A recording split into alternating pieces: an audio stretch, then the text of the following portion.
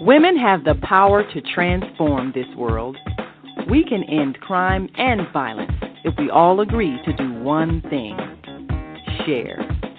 Let's share our wisdom, share our time, share our talents, share our finances, but most of all, let's share our love. This is the Female Solution.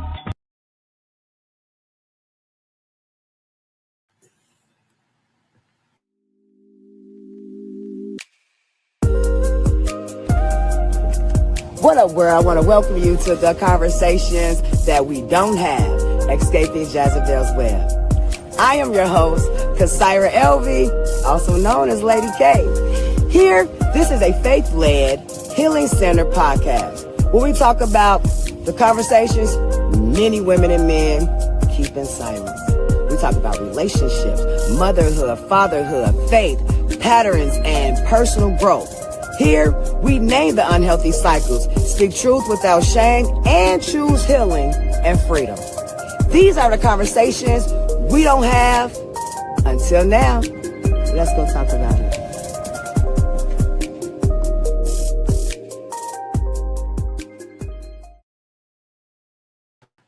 What up, world? It's your girl, Kasaira Elvie, and this is Conversations We Don't Have, Escaping Jezebel's Web.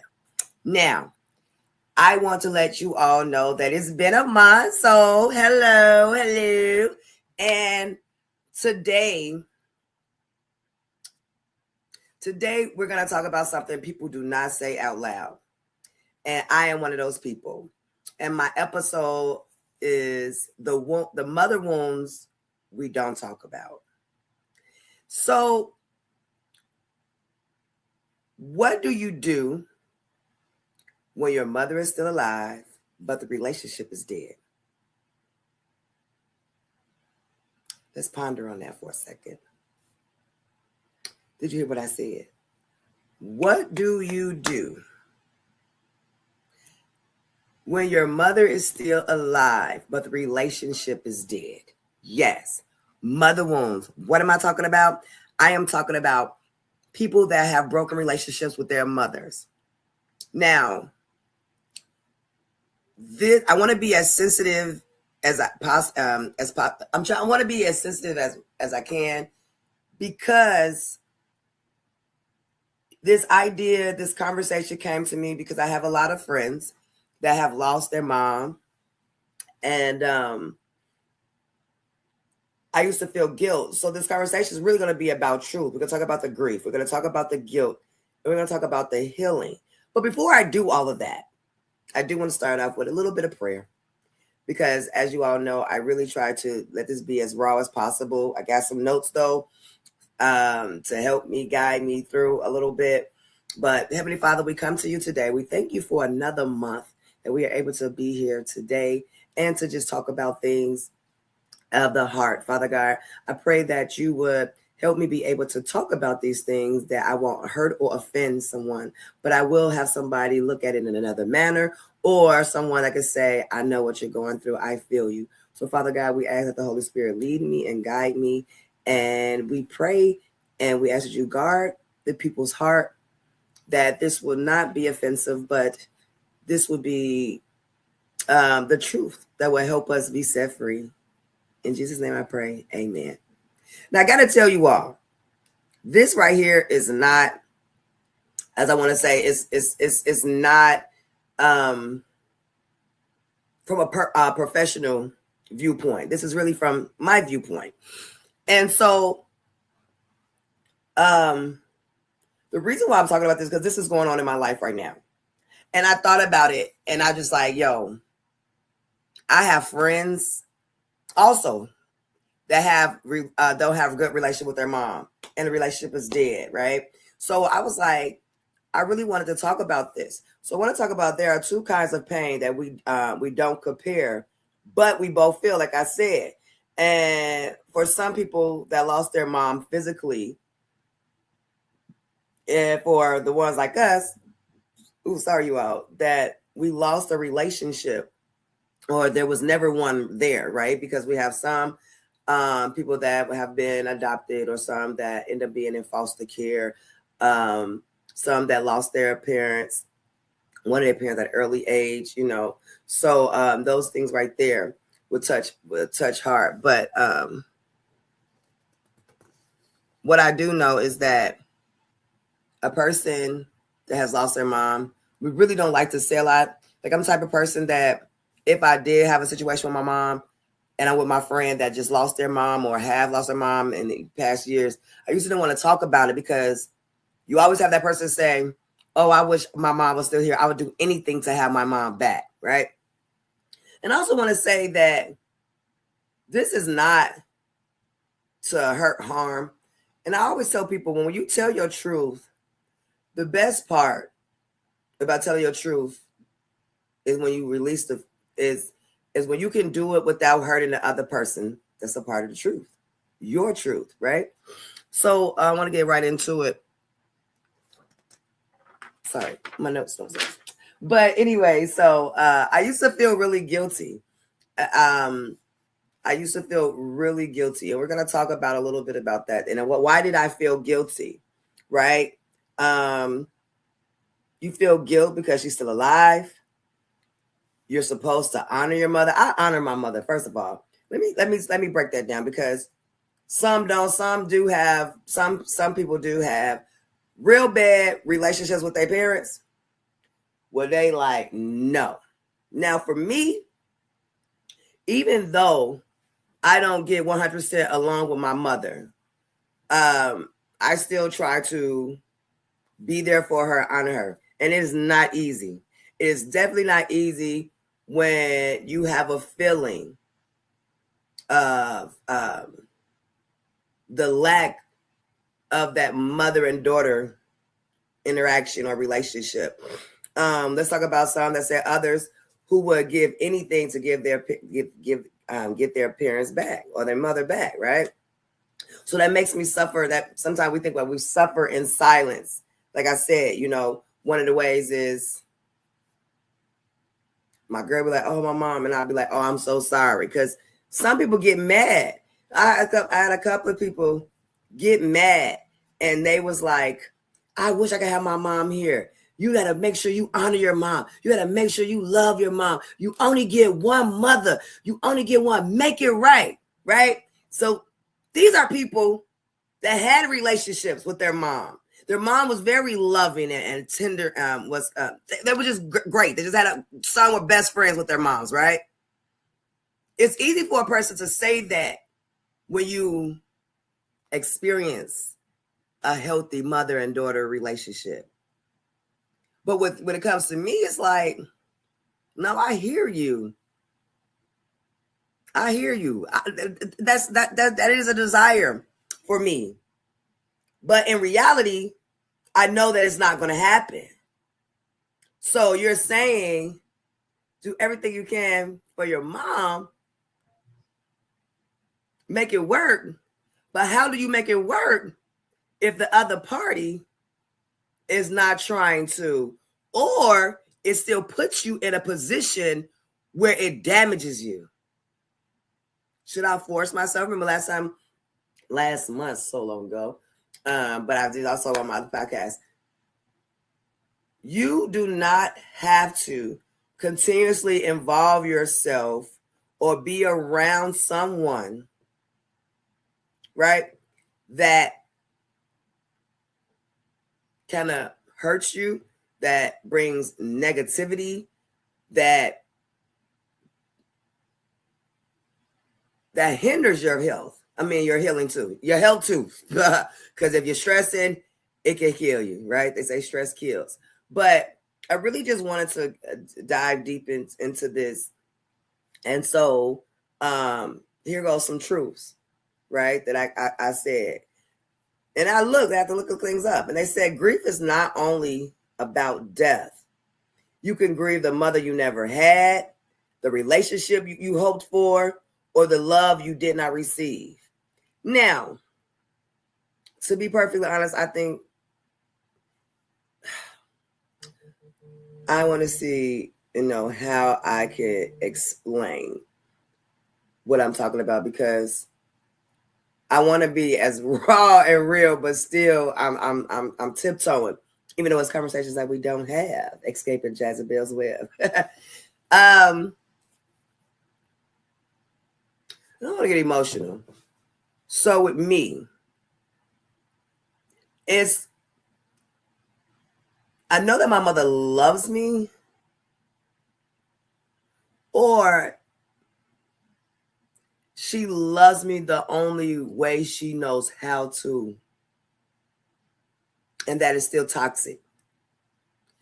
I grew up in a very strict and Christian home, single mother, if you want to know a little bit about me and my mom's relationship. And one of the things that I always tell my mother, or when it's a heated argument or she mad, and I'd be like, look, I would never take away from you being a good mother. My mother was a good mother.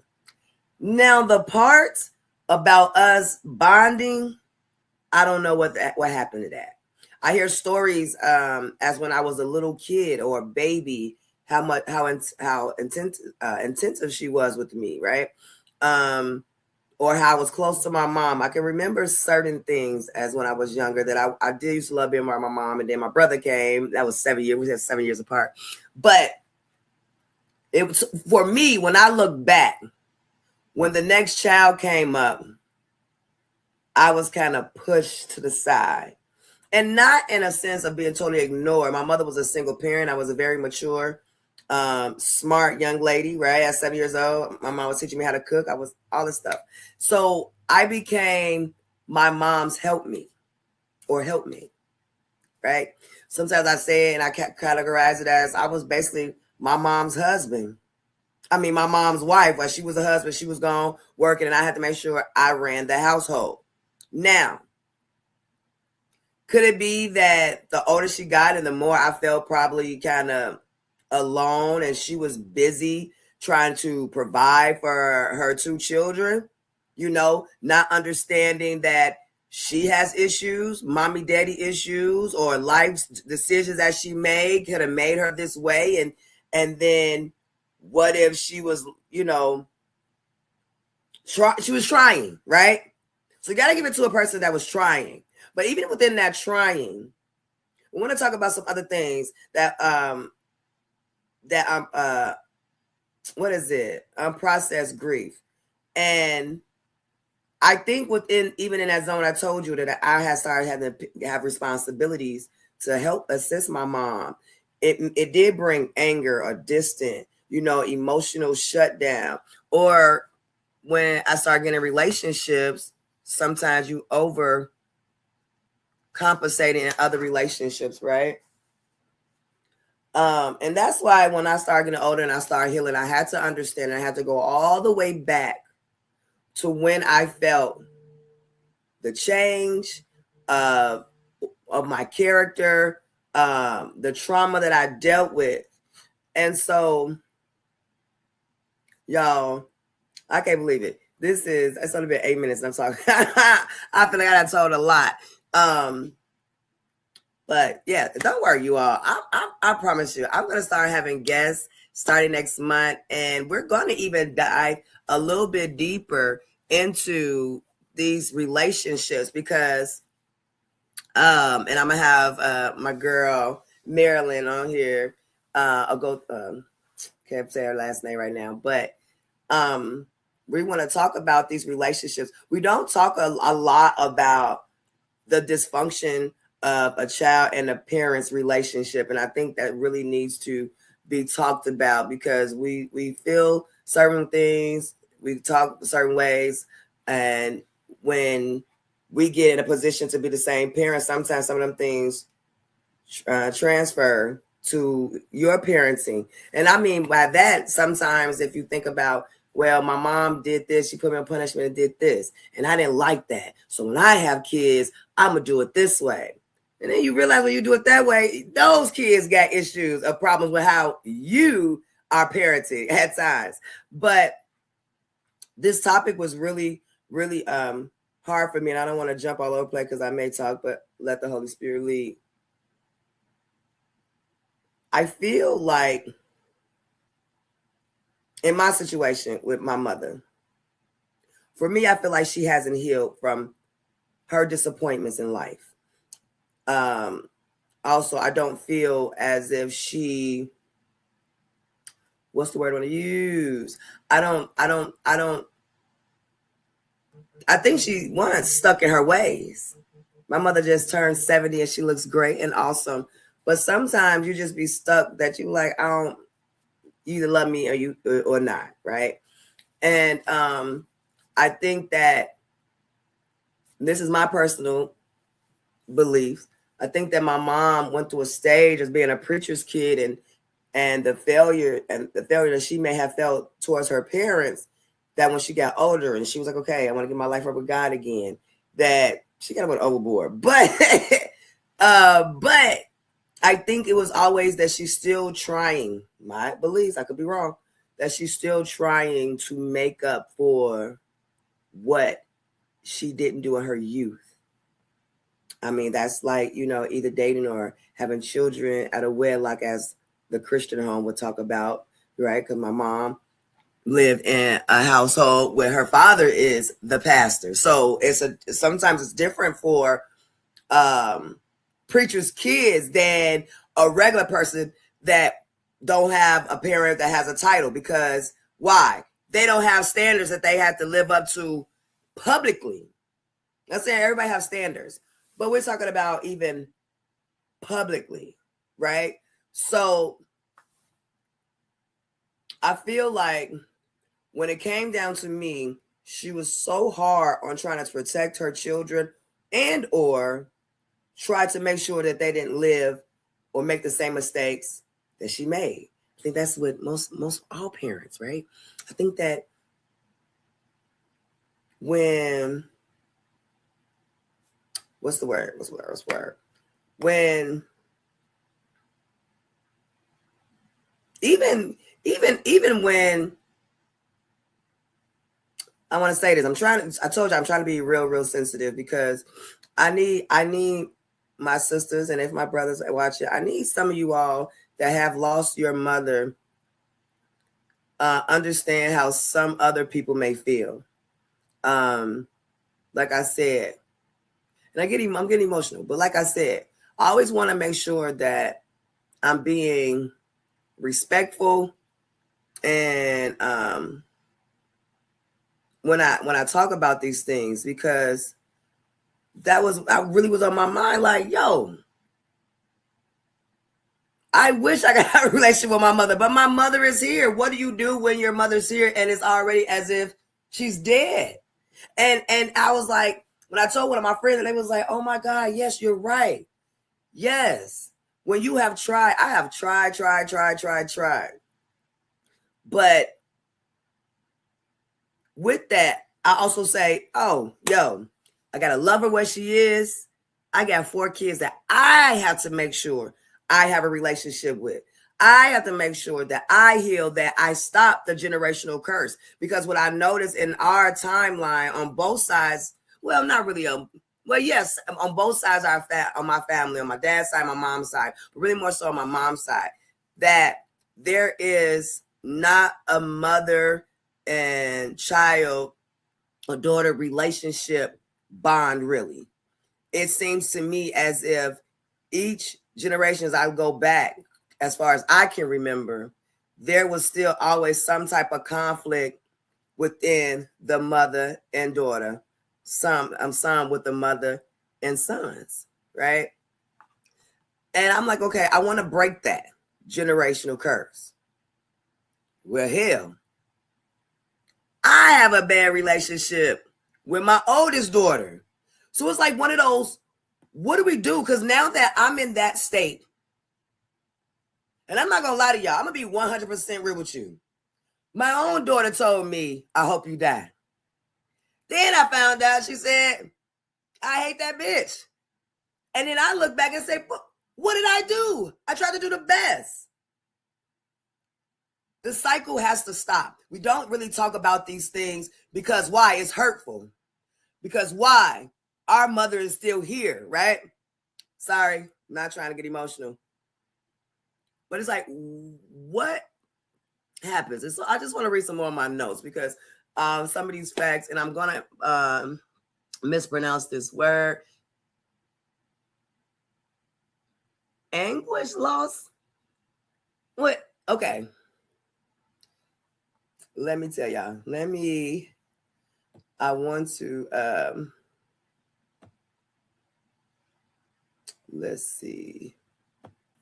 All right. So I want to talk about what I found out with psychology. They call that an ambiguous loss. So that means someone is physically present but emotionally unavailable. And this type of loss is actually harder sometimes because there's no closure. And I really agree with that. Like I said, there's no funeral, there's no ending, there's no clear resolutions, just distance and confusion. I love that because I think within my situation, I had to learn when I was younger and me and my mom had our couple falling outs. She would push me to the point where I would just explode. And the more I still built my relationship with God, you know, it always says, and parents love, most parents love to how let's say that, excuse me, is that you are supposed to love, honor thy father and thy mother, for thy days will be long. And I understood that. And so one day I heard, do not provoke your child to anger. And I was like, wait a minute. We always talk about honor thy mother, thy father, but what happens when your parent pushes you to a point where you just feel like you have to defend yourself, right? And I think maybe I've done that with my kids at times. I don't know, because I ask questions. I mean, I think I'm a type of person, and I talk to my kids. I show my kids things about, like, even when I go through with my mom. And one of those things is you still got to respect your parent. But here's the thing. I'm learning, yes, I am learning that I have to sometimes move myself around. And we're going to talk a little bit more about that too when we get to the point where what do we do to heal? But I want to go back and to remember that I still love my mom. Like, can't nobody mess with my mom. And I tell my kids, 'cause I have my son live with my mom right now. And I told my son, and I tell all my kids, don't disrespect my mother, I will kill you. Right? And it's so weird. They'd be like, huh? No, I don't care if me and my mother relationship is not the best, but that's my mother. She took care of me, and I don't play about her. Now, does that mean I got to be around her every day? No. I'm still going to make sure that that's my goal. But here we go. When you get into it, I remember I just got to my mom and I was like, I don't care about none of that. I don't want none of your personal belongings. I just want to make sure that I love you from a distance. Because what that does for me is it keeps me being righteous. And then also it protects my peace. But what do you do too for the people that still desire that motherly bond? What do y'all do?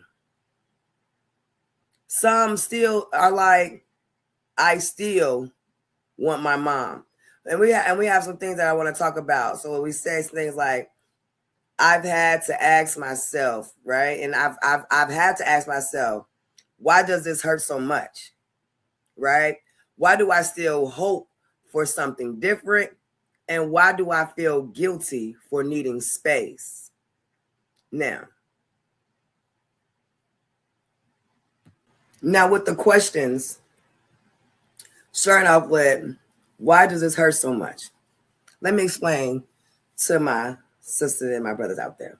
Why do it hurts so much?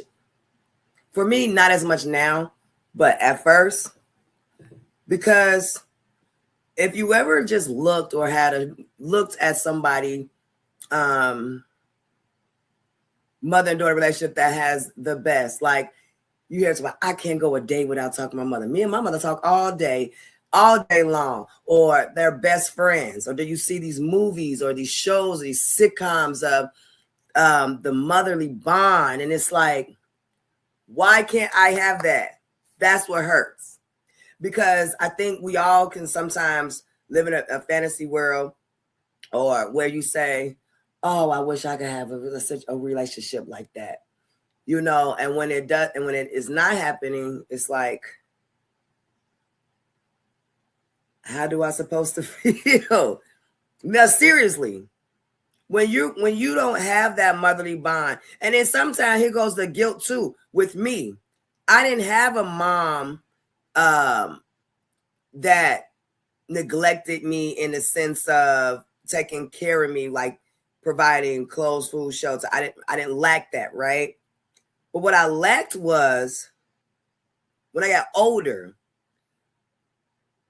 feeling not understood, right? Or even with the rejection issues, it was one of those where I was just here to do what I'm told to do. And my mom used to joke, and my brother mentioned that not too long ago, and I had forgot about it, but it's not a fun feeling when my mom said, I didn't want to always be a mother, but I couldn't wait to be a grandparent. It's like, how you skip being a parent to being a grandparent? So your thing was to have these kids, hurry up and give them grandkids, and then you want to be that soft, loving? No. And actually, yeah, that's not how my mom is. My mom is one of them new school grandparents. She don't babysit nobody kids. She busy trying to live her life. And I try to respect that. And the reason why I try to respect that is because, you know, she didn't ask to be a single parent, right? So I think that she deserves that time. Do I wish that she could be more of a loving grandparent that help her kids out? I do. But I deal with, and this is the painful part too, I deal with what her standards are for what she thinks I should be or what I should do. Same thing that she went through with her parents. You see how a parent could bring on mother and mommy and daddy issues from their parents? Now, my mom is a Christian, and her beliefs are really biblical. And because me and my brother decided not to go that route at first, that I think that disappointed her, right? But we want to talk about how I also, why do I still hope for something different? Back in the day, I thought that the older we get, the more she may understand me, or the more she will accept me, because I am an adult now. I'm a grown-up. I am a queen. Clock that, because I pay my dues to be a queen. And I didn't see a change. So do we keep on holding on to false hope because of the title that she holds?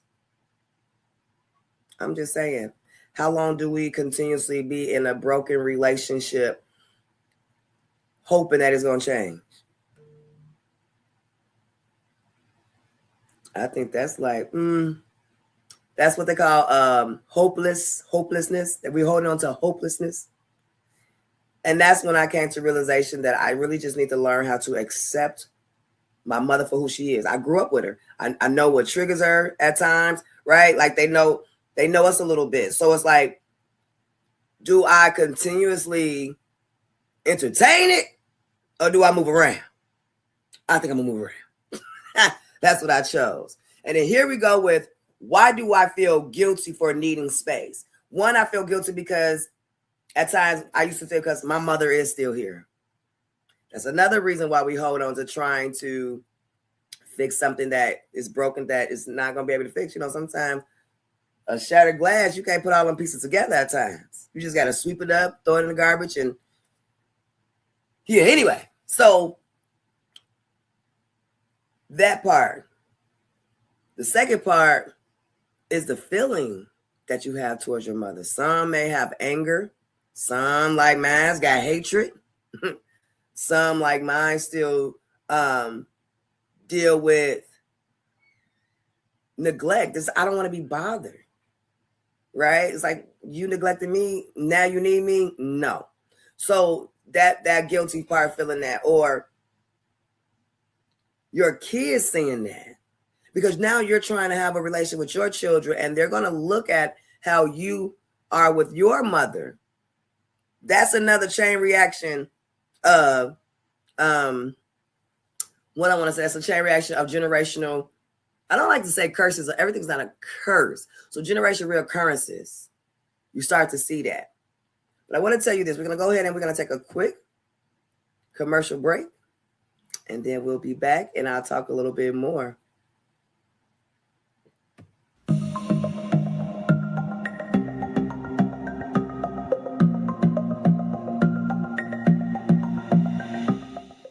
Hi, I'm Barbara. I'm Cheryl. And I'm Naima. We're three Black moms. And in case you didn't notice the resemblance, we're also three sisters. We're going to be coming to you every week, sharing our successes and our mistakes as we navigate our lives as moms, wives, sisters, daughters, and of course, Black women in today's world. We'll talk about it all: race, politics, religion, economics, culture, and we'll take a look at everything from whether or not to use corporal punishment to how do you teach your children about sex. Look for our upcoming book, Growing Up Charles. It's a personal story about our lives growing up in Maple Park on Chicago's South Side. I'm Barbara. I'm Cheryl. And I'm Naima. We're three Black moms. Follow us on Facebook and subscribe to our YouTube channel, Three Black Moms.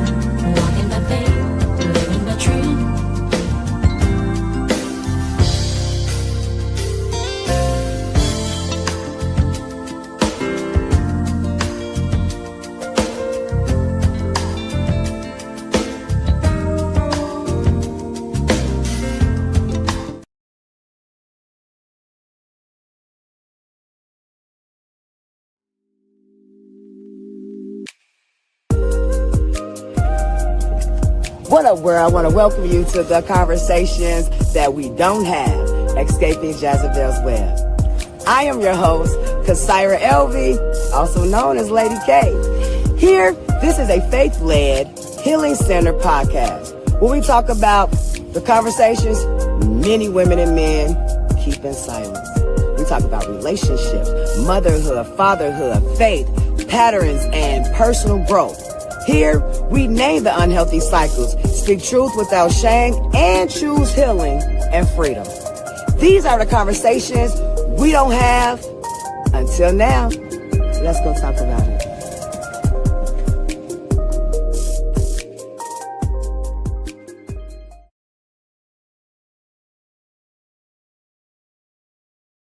All right, welcome back. I'm your girl, Kasaira Elvie, aka Lady K, and these are conversations we don't have, escaping Jezebel web.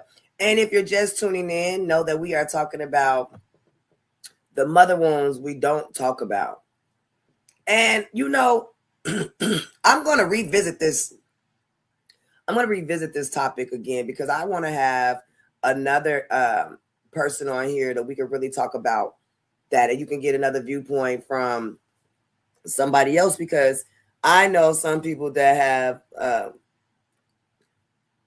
maybe, I don't want to say, I don't like to compare, but have more of a difficult upbringing and the way they feel about their moms, right?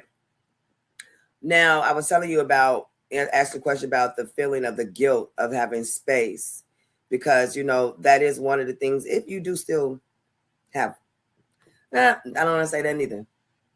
Let me talk about me. The guilt I was feeling was because I have friends that lost their mother, and I was just like, man, I do have my mom here. I'm going to try.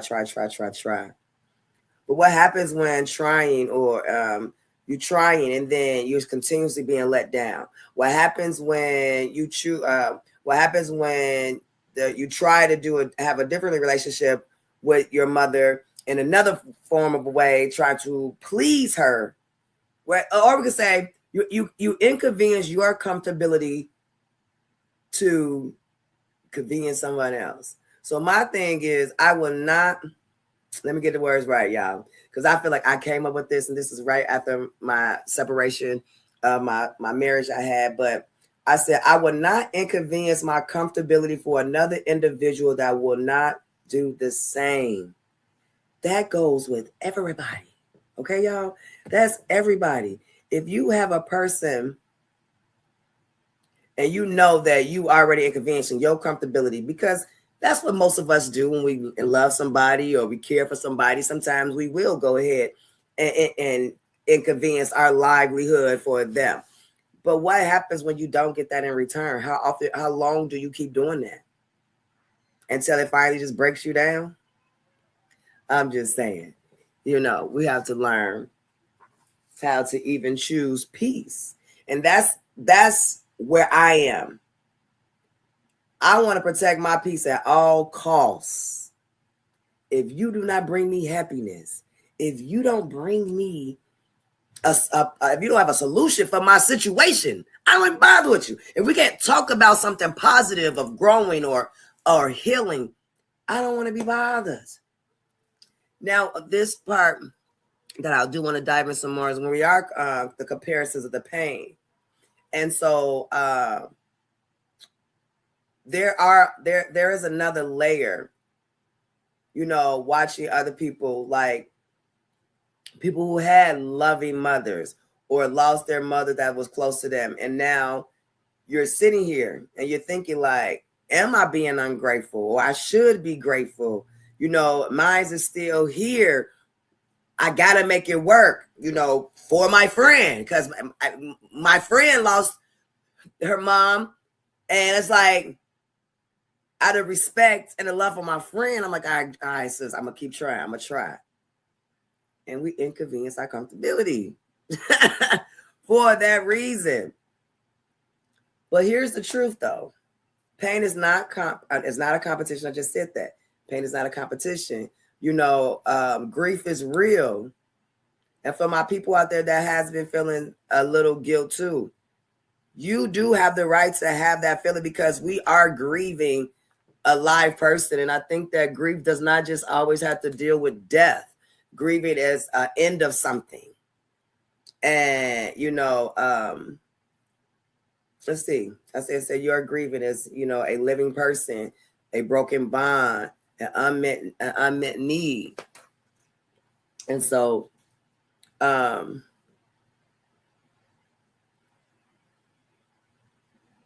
think like if I pray about it, because let me tell you this, even when I pray about it, I still be like, all right, God, I pray that you can fix this relationship. And even deep down inside right now, I'll be like, but I want you to heal it, God. But now I'm at the point where I'm okay with not having a relationship. I'm okay with not talking to her every day. I'm okay with going on with life, but I still want to make sure she's good. I want to make sure her mental is fine. I want to make sure she don't go to a nursing home. You know, you still want to take care of her. And the part is sometimes that you have to realize that, like, I pray that we could be good, because when I look back, now that I'm a mother and I have children and I have standards and I'm trying to do my best as a single parent. Well, I mean, here we go with the pattern. And then sometimes it makes you think like, okay, is this what she was feeling? Because as parents, we try so hard to do the right thing for our children, right? And we also raising our children the way we think that they're supposed to be, right? Train up a child.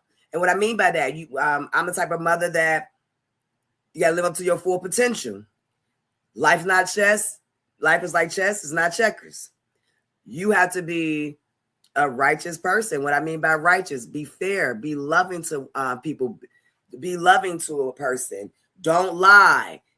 Be responsible. You know, I'm that like that type of parent. I'm installing that in my kids. You know, even now, talking about pain, talking about all right, this is trauma. We need to get healing. Let's talk about it. So when it comes to me becoming a mother, I'm always asking, am I doing this the right way? Here I go again. Am I repeating what my mom did?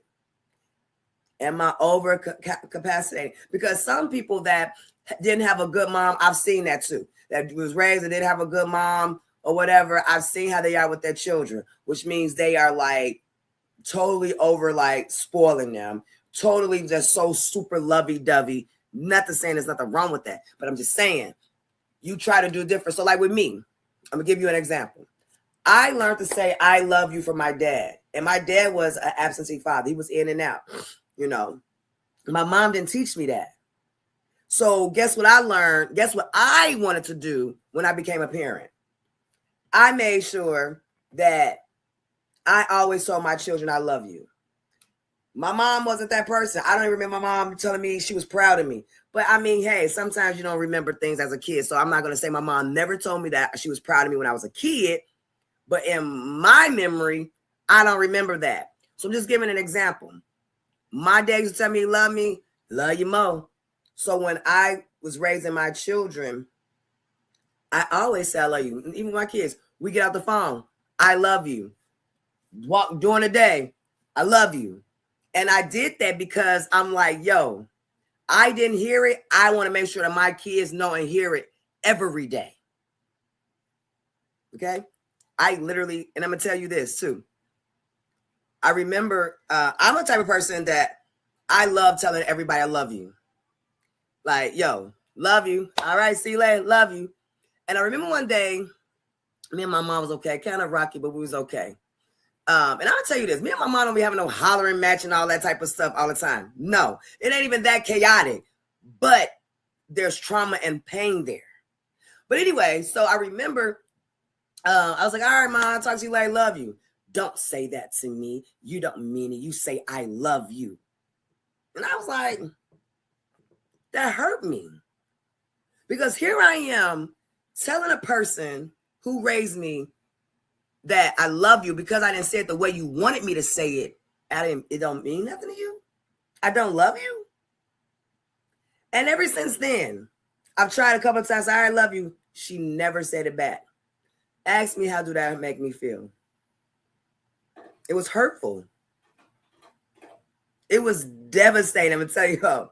But here we go. I have the right to remove myself. So guess what I do now? And it hurts, and I can't even do. No, I'm gonna say that hurt. It's not as hard now. But how do you feel when you can't even tell your mother I love you? But she'll turn around and tell your kids right in your face. She'll say, or be on the phone with the kids. All right, I love you. And Yaya loves you. How is it so hard to say I love you? Or why do you feel that your child doesn't love you? You don't want to hear it. Love you don't mean nothing. I got to say, I love you. So you're gonna still dictate and tell me how to love you. So I have to stop. So now when I see my mom, I don't say I love you. Or I don't say love you. Because I normally say when I be moving around, I love you. I don't always say, I love you. Most times I say, I love you. Talk to you later. Don't do it. At first it was painful. Now it's like, this is who she is. I have to respect what she wants. She doesn't feel that from me. Why keep saying it? You know, certain things like you have to just come up with some type of comparison. comparison. Like, I mean, compromise. Like, all right, cool. You don't want to hear me say it? Cool. I can show it because love is an action word too. So I'll just show it, right? I don't have to say it, but I can show it. So some things you have to reprogram your mind from the pain of certain things to like, okay, can't do it this way. I'm going to do it this way. And what I learned even with that, you know, some people I see also, you become overly soft. I was just talking about, or overly strict. I think I became that overly strict and overly protective parent because, excuse me. I think it's like one of those, and what I mean by overly protective, I think sometimes I could be overly protective at times. And I just told my kids this. I remember when I was growing up, I've always had a nice figure, jiggly booty. And I remember I felt like my family body shamed me, but it really wasn't until I got older and I had to explain something to my kids because something just happened. Nothing bad, but I had to explain to them why I made the decisions I made for whatever they were about to do. But I remember that I was told, suck your butt in, stop walking, because I was a tomboy. I didn't want to do all that stuff. And me growing up, I thought I was ashamed of my body. But then when I got older and just talking to my grandmother, I realized that they were just protecting me because of the men that was around. And I had a nice figure. So certain things like that, you got to think about, you know, they're overprotective. Didn't realize they was having mommy and daddy issues too. And we put that on our children. And one of the things I try now is I have 3 daughters. All of them have a beautiful shape. And so I learned, I tried to learn how to inform them about their appearance without hindering their beauty or their thought of their beauty, because most people go to have a body that we were blessed with, or get surgery to have a body that we were blessed with. And I really wanted my children to still understand that they're beautiful. We just have to be conscious about, you know, I just try to do it a different way. You always try to do something different that you didn't like when you was a kid, right? One of the things that I did that with my kids, and I see that it kind of harmed them, especially my oldest kids, is I was raised, you're not supposed to talk bad about the father, right? And so me, when I grew up and I got my kids now, I'm like, yo, I'm just going to be honest. I'm going to be honest about factual things, nothing mean, but factual things. I'm going to be honest about it. Well, I found out my kids didn't like that. When I was a kid, I was like, yo, I wish my mom did tell me or warn me about certain things with my father that would have helped me with rejection issues or feeling neglected or just not even fully loved or seen. If my mom would have warned me, then I probably would have did a little bit better. Well, and I got my kids, and they're not too much, but I had my oldest one say, well, we didn't really like it when you da-da-da. Told the truth about your dad or spoke about my dad. Could have put him in an uncomfortable situation. This is real, y'all. This is real. For me, trying, and I know I can't be the only one. To this day, I wish but hey, I tell my people now, they couldn't believe, I can't believe it. Sorry, you're such a good mother. Because when things like this happen, when you hear your kids say, oh my God, I hate you, I don't love you. It's like, what? One of the most hurtfulest, painfulest words you can hear from a kid's mouth. But I tell my people, I say, I love my daughter. I just be dead till she resurrect me. I have to let her figure things out. My daughter's grown now. She's 18. So now it's like, okay, I have to let her get through what she's going through. And when she's ready, then we can talk. Because what I am in the process doing, I am going to break generational curses. We're not, even with my son. And we're going to talk about that. That's next month. But even with my son, I had to, I ask questions because I feel like, what if my mom really sat down to understand why the issues that I have with her? So I do that with my children because I want to know. Like my friend one time told me, he said, well, Mom, you just so controlling. That's a part of my overprotective, overly strict self, because it's like, I don't want you to make the same mistakes I made. I'm trying to tell you this. And he's like, Ma, yo, you doing so much. You ain't even give me no room to mess up. And I didn't.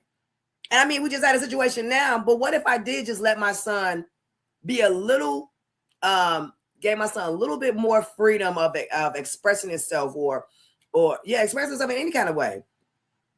What would have been a different outcome?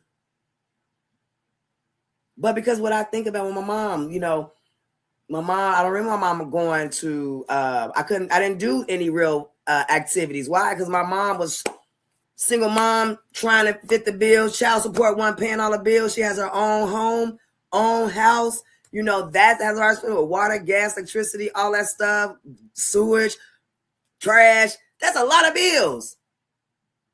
And you're doing it all by yourself. So I understand. I tried to always understand where my mom was coming from. And then, remember, I want to go into healing before we get off. I want to go through healing and the breakthrough. And so some of the things that I did pull out that I want to talk about, how do we heal? And I have 5 of them. So the first one is accept the truth, not the version you wish it was. Just said that. Great example, the I love you, the love you. I should want me to say it. Accept that. Now go around the other way. Okay, well, I can't say it. I'll show you. Right? You know, sometimes people do still stick on that hopelessness, where you're like, oh, this can happen one day. You know, even when we're in abusive relationships, you think about that. Oh, if I do this way or if I do that, then they'll love me or they'll treat me better. And then you still suffer because you can't even be yourself. Because I told my mom now, I remember my mom wanted to go out with me. She wanted to hang out. And here we go. I'm always doing what she wants to do. And that was the thing I had said to her. She didn't like it though. But it was funny. She was like, I want you to go out with me to this Steppers party. We have a good time. And you know, da-da-da-da. And I was like, now I'm at the point, because we're going to get to this, about boundaries. Now I'm at the point where, you want me to hang out with you, Mom? Because I'm like 40 now. You want to hang out? I got to be able to be me. She said, well, what do that mean? You don't know how to go out and just be respectful to your mom? Well, hell, I do, but respect is you respecting me of who I am and what I am. You mean I gotta still act like a child? Because my mother, Christian, she don't like cursing and all that stuff, but she'll curse here and every blue moon. So it's okay, well, you want to do every blue moon. But because I'm a saved cusser, yes, a saved cusser, sorry. But I could do it. So when she said that, I was like, nah, I don't want to go. I'm good. Because I'm at a point where I just want to be me.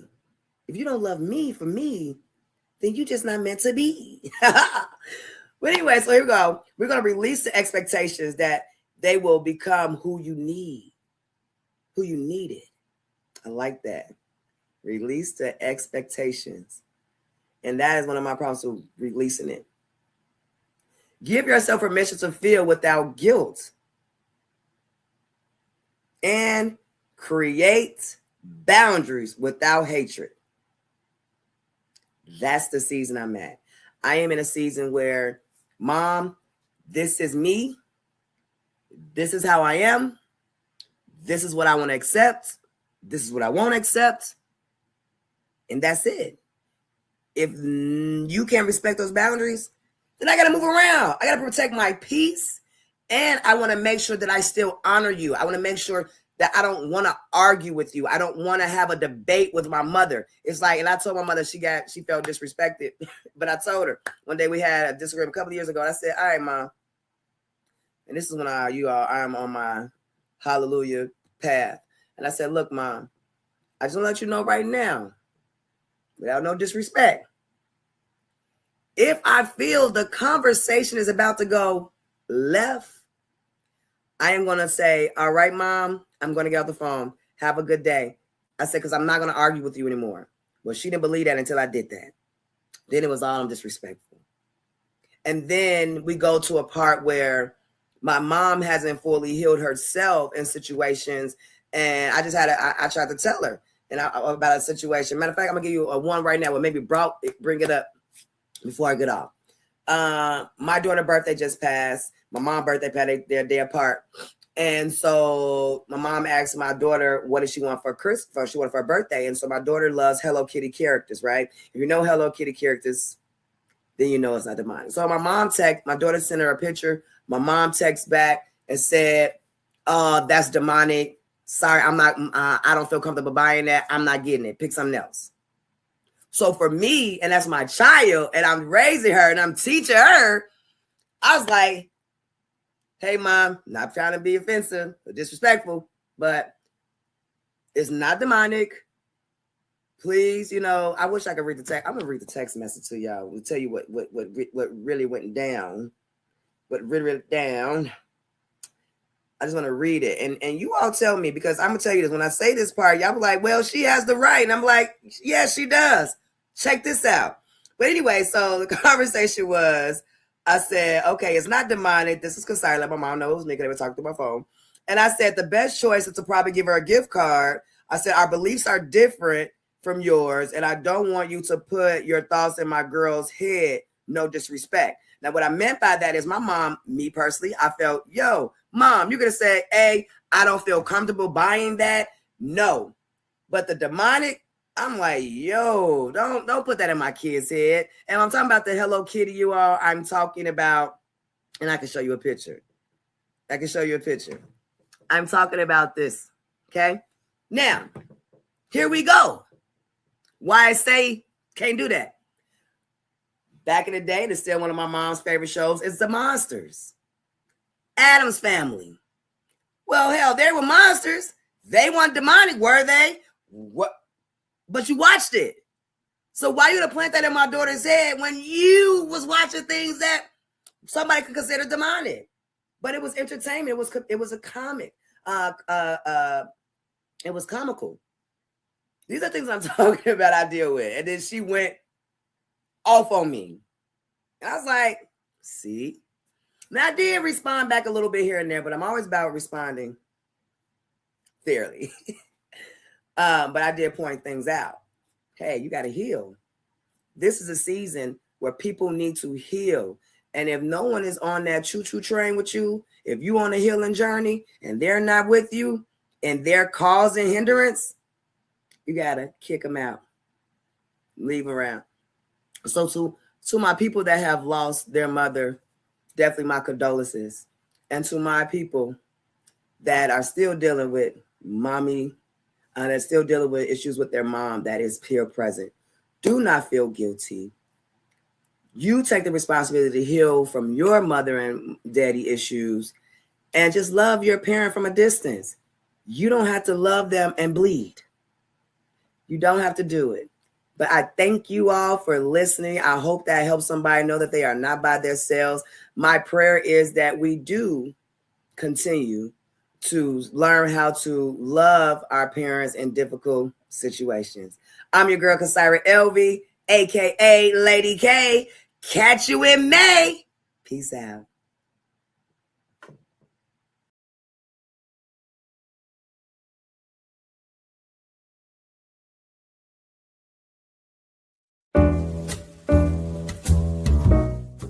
We've come to the end of our show today. If you missed any broadcasts, go to our website for the audio and video archives at www.thefemalesolution.com.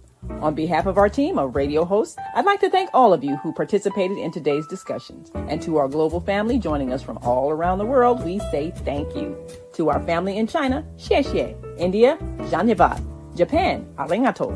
Korea, kamsamnida. Russia, spasiba. Germany, danke. Poland, dziękuję. France, merci. Spain, gracias. Italy, grazie. Egypt, shukran. Ghana, madasi. Nigeria, eshe. South Africa, ngiyabonga. Senegal, jareh. Kenya, asante. Israel, toda. Pakistan, shukriya. Afghanistan, tashakur. Saudi Arabia and Palestine, shukran. Assalamu alaikum wa rahmatullahi wa barakatuhu. Thank you. And may peace be upon you and the mercy of God and God's blessings.